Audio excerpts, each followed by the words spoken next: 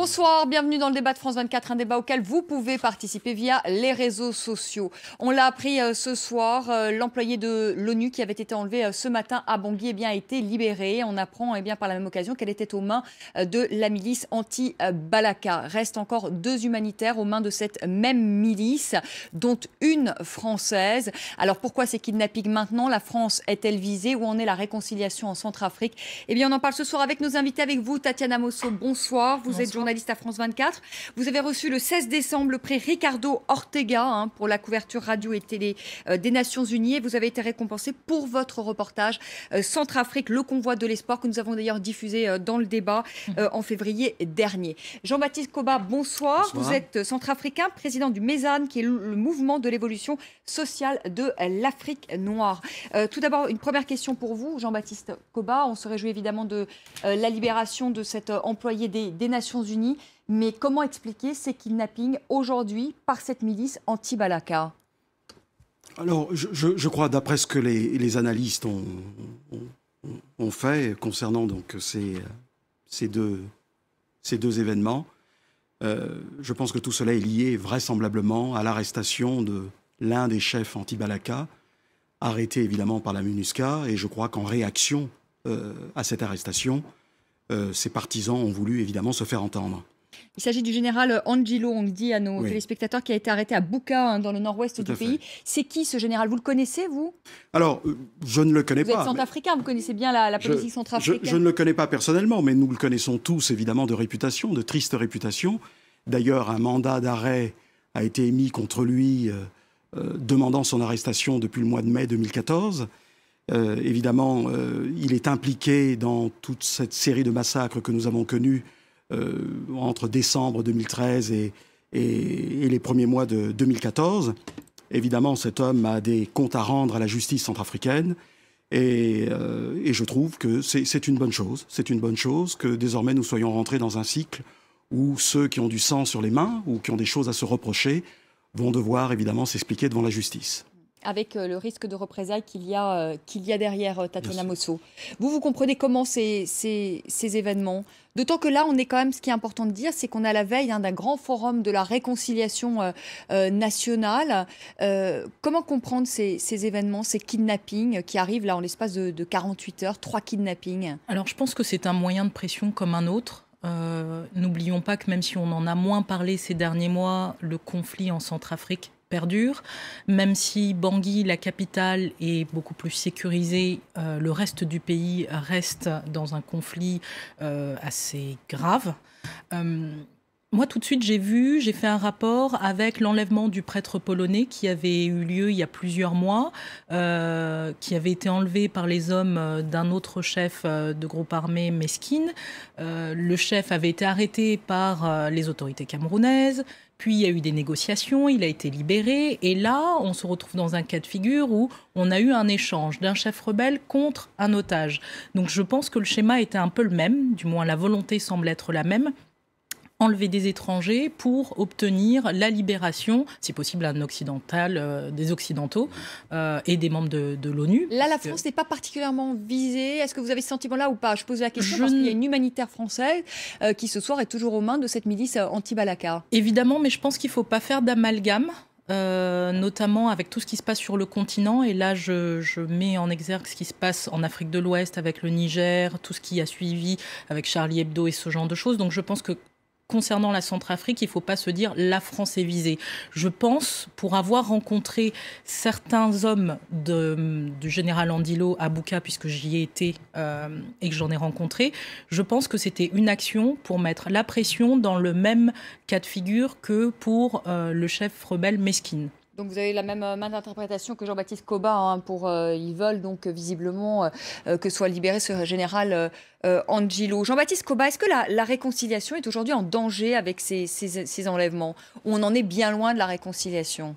Alors, évidemment, on est dans un contexte qui reste malgré tout extrêmement volatile. Parce que finalement, ce que disait Tatiana Mosso, à part Bangui, le reste du pays n'est pas sécurisé. Pas du tout, pas du tout. Et il ne faut... J'ai eu l'occasion de parler avec certains de vos homologues dans les médias qui m'ont posé la question.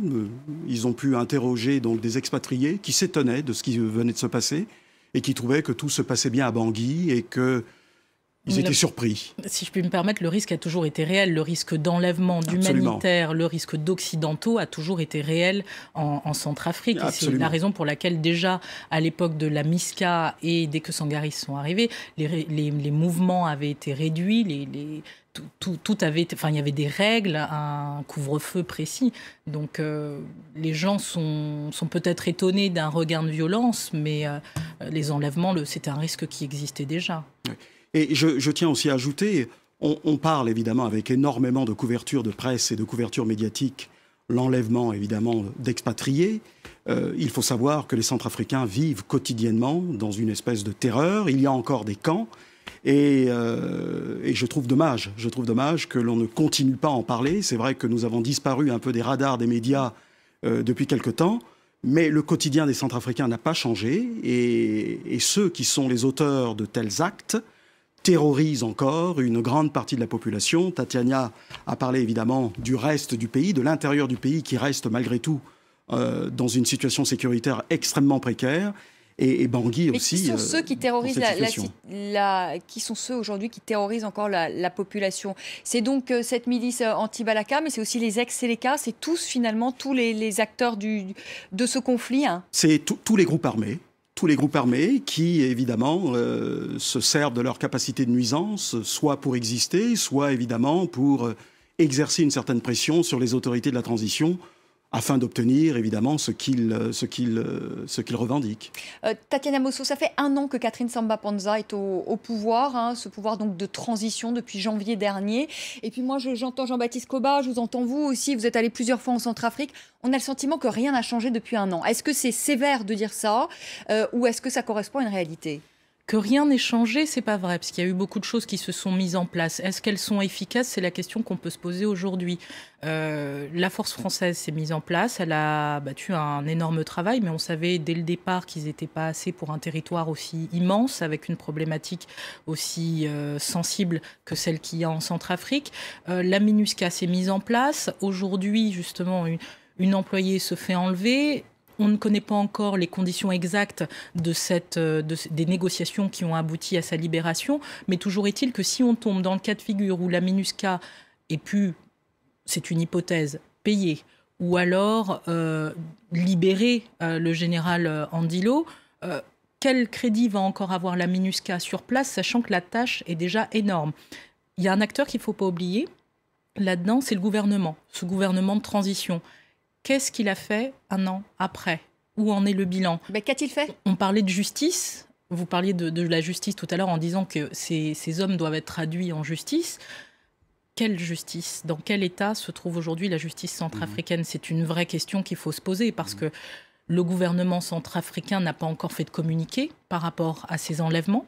Le gouvernement centrafricain n'a pas encore donné clairement sa feuille de route concernant le traitement, que ce soit des anti-Balaka, que ce soit des ex-Séléka. Quel traitement sera fait de tous ces gens qui ont commis ou qui sont auteurs présumés d'exactions ? Aujourd'hui, la question est Jean-Baptiste reste Koba, entière. Qu'a fait le gouvernement de transition ? Alors, évidemment, il y a des choses qu'on pourrait reprocher au gouvernement de transition qui fait ce qu'il peut. On est dans un contexte extrêmement difficile. Qu'a-t-il fait ? Personne n'a été traduit en justice. Très peu de gens arrêtés. Très peu de gens arrêtés. À part Bangui sécurisé, et ça grâce à la force internationale, rien dans le reste du pays. Oui. Qu'a fait ce gouvernement de transition ? Alors, écoutez, moi je ne suis pas dans le gouvernement de transition. Mais vous êtes observateur. Je suis un observateur. Mais vous êtes observateur aussi. Absolument, je suis un observateur. Évidemment, je ne profiterai pas de la situation difficile dans laquelle nous sommes aujourd'hui pour, en quelque sorte, taper sur le dos du gouvernement de transition. Il y a des choses à reprocher au gouvernement de transition, on a pu l'entendre, à la fois au niveau de la qualité, évidemment, du gouvernement ou de certains membres du gouvernement, de la manière de gérer les choses. Mais je veux revenir à quelque chose de très important. Là, nous sommes dans le domaine de la sécurité. Je constate une chose, c'est qu'aujourd'hui, à Bangui, n'importe quel groupe armé peut enlever qui il veut dans les rues de Bangui, n'importe quel expatrié. On peut violenter n'importe quel Centrafricain au nez et à la barbe des Sangaris, au nez et à la barbe de la MINUSCA. Là, il y a véritablement un problème.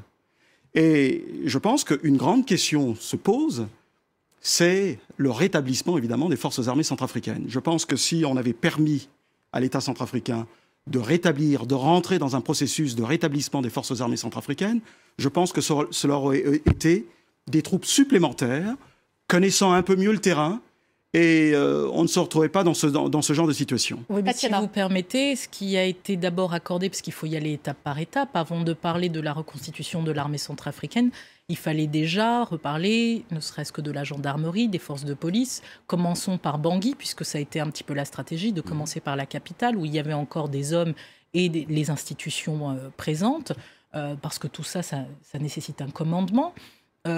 Où en sont les formations? On a vu le fort sur place se déplacer, Sangaris aussi. Plusieurs acteurs sont intervenus pour apporter leur soutien sur les formations ou les reformations de sécurité, puisqu'il y a quand même une base qui existe. On ne part pas, on ne va pas être complètement pessimiste et on ne va pas partir de zéro complètement, mais il y a eu des choses qui ont été mises en place et c'est la responsabilité du gouvernement de transition que de faire voir quels sont les résultats quelques mois après de cet embryon de force de l'ordre, ne serait-ce que dans la capitale. On se souvient qu'au mois d'octobre, les anti-Balaka ont envahi les rues de Bangui, plusieurs manifestations, ça a été même jusqu'à la présidence. Où en sont les forces de l'ordre centrafricaines avant de parler de la reconstitution d'une armée? Alors, évidemment, il y a peu d'avancement et peu d'amélioration dans ce domaine. Et je pense que le forum qui doit se tenir bientôt va être aussi une occasion à la fois de jeter les bases d'une réconciliation nationale, mais aussi l'opportunité, évidemment, de faire une espèce d'audit. Il ne s'agit pas de faire un procès de la transition, mais il s'agira de faire une espèce d'audit sur ces 1 an de transition et voir ce qui pourrait être amélioré et ce qu'on pourrait recadrer en attendant les prochaines élections. On a le sentiment qu'elle est un peu hors jeu. Catherine Samba-Panza, la communauté internationale avait salué son arrivée, en tout cas, à la tête de cette transition. Or, on sait qu'à Nairobi, il y a eu des négociations aujourd'hui avec des ex-Séléka et des anti-Balaka. Et Catherine Samba-Panza n'est même pas conviée à ces négociations. Alors, on m'a interrogé il y a quelque temps concernant, me demandant ce que je pensais des différentes interventions et des différentes médiations sur la crise centrafricaine. Et je constate une chose, c'est qu'il y a des médiations qui fusent d'un peu partout, et je trouve que trop de médiation finit par tuer la médiation. Et donc, on a le président Sassou Nguesso aussi, on le dit, qui est le médiateur dans cette crise officielle, entre guillemets, dans cette crise centrafricaine. On a Nairobi aujourd'hui avec ces négociations. Et vous dites donc qu'il y a une multiplication finalement de médiateurs. Absolument. Et il n'est pas étonnant de constater que la présidente de la transition n'a pas été directement associée à certaines initiatives. On l'a bien vu donc lors d'autres forums précédents. Et c'est ainsi que se gère un peu cette situation centrafricaine. Et on se retrouve dans une espèce de brouillard qui ne surprend personne, qui ne vous surprend certainement pas. Et j'aimerais pas être à la place du gouvernement de transition face à une telle situation. Mais alors vous n'aimeriez pas être à la place du gouvernement de transition, mais vous êtes un homme politique centrafricain. Je pense que vous voulez vous engager pour votre pays d'une façon ou d'une autre, que ce soit par un mandat ou par des actions diverses. En tant qu'homme politique centrafricain, qu'est-ce que vous faites, vous? Comment vous pouvez être actif, vous, pour essayer d'écarter un petit peu ce brouillard, justement? Alors, première chose, nous sommes un parti politique qui est complètement associé donc, au jeu politique en Centrafrique en ce moment. Nous nous préparons, comme les autres partis, au forum qui va avoir lieu. Là, en février, Forum pour la réconciliation, voilà, qui va s'ouvrir. Nous étions à Brazzaville, nous serons au forum qui aura lieu bientôt, et nous aurons à cette occasion donc l'opportunité de nous faire entendre et de faire nos propositions sur un certain nombre de choses, en ce qui concerne évidemment la réconciliation, en ce qui concerne évidemment la lecture que nous faisons de la transition et de la nécessité de recadrer un certain nombre de choses pour que nous puissions parvenir aux élections présidentielle. D'ici l'été, dans ces élections. Est-ce que vous pensez que ce scrutin pourra avoir lieu, vu les conditions justement sécuritaires, quand on voit, vous-même, vous le disiez, que Bangui est à peine sécurisé aujourd'hui? Vous y croyez à la tenue de ce scrutin? Écoutez, je veux bien y croire, mais lorsqu'on voit la rapidité avec laquelle les choses peuvent être remises en question avec les événements que nous venons de connaître ces dernières heures, vous pouvez imaginer que ce chronogramme qui a été fixé, je le trouve particulièrement ambitieux, je le trouve particulièrement optimiste. Je m'attache à cet optimisme-là. Oui, mais vous n'y croyez pas. Allez, termine votre phrase. Sachez qu'il pourrait y avoir quelque chose qui ferait changer tout. Ouais. Oui, donc vous pensez qu'il faut reporter encore le scrutin? Je n'ai pas dit qu'il fallait reporter le scrutin. Je trouve que ce chronogramme est extrêmement fragile. Merci beaucoup, merci Jean-Baptiste Koba, merci beaucoup à Tatiana Mosso. Je vous retrouve dans un instant pour un rappel des titres, beaucoup d'actualités africaines ce soir, notamment le Cameroun, la République démocratique du Congo, la Centrafrique. On en parle dans un instant dans le rappel des titres et puis on se posera la question de savoir ce que François Hollande va faire de sa très belle cote de popularité qu'il a en ce moment, 40% de cote de popularité. Que va-t-il en faire? On en parlera avec Jean-Sébastien Ferjou et Claude Veil dans la seconde partie de notre débat.